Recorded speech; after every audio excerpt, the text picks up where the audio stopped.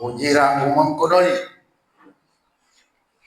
Ninasoma neno la Mungu kutoka katika kitabu cha Ufunuo sura 22 mstari wa 10 mpaka wa 12 kama ilivyoandikwa. Ujira umo mkononi. Akaniambia, usiatie muhuri maneno ya unabii wa kitabu hiki, kwa maana wakati huo umekaribia. Mwenye kudhulumu na azidi kudhulumu, na mwenye uchafu azidi kuwa mchafu, na mwenye haki azidi kufanya haki, na mtakatifu azidi kutakaswa. Bwana asifiwe. Bwana asifiwe. Hivi ujira ni kitu gani?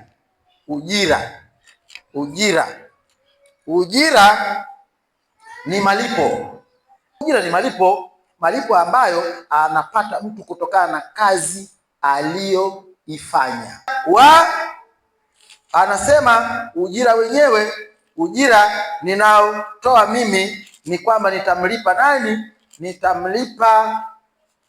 Nitamlipa mwenye kudhulumu, adhulumu kiasi cha kutosha nami nione kwa kweli huyu mtu kadhulumu. Kama ni dhuluma akafanya, amlipe ujira. Ujira ambao Mungu anasema atamlipa mwenye uchafu, achafuke vya kutosha mpaka akaotana hatizamiki, Mungu amlipe ujira wake. Mungu anasema ana ujira, atamlipa mwenye haki, asimame atende haki, atende kwa haki, aseme kwa haki, afikiri kwa haki, atumike kwa haki, afanye haki,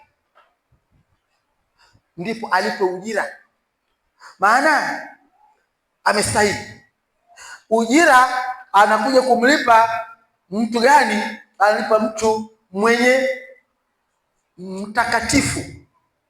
mtakatifu ambaye amejitenga na uovu wa aina zote, na mwenye Mungu aliyesema kwamba mtakuwa watakatifu kwa kuwa mimi ni mtakatifu.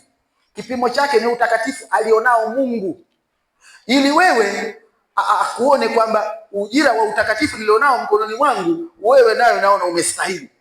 Maana katika kutafuta ufalme wangu na haki yangu, wewe nimekuona, umenitanguliza mimi katika maisha yako, umenitanguliza mimi. Sikuona ukiwa na namna nyingine yoyote katika maisha yako, ulinitanguliza mimi, ukaona mimi kwanza.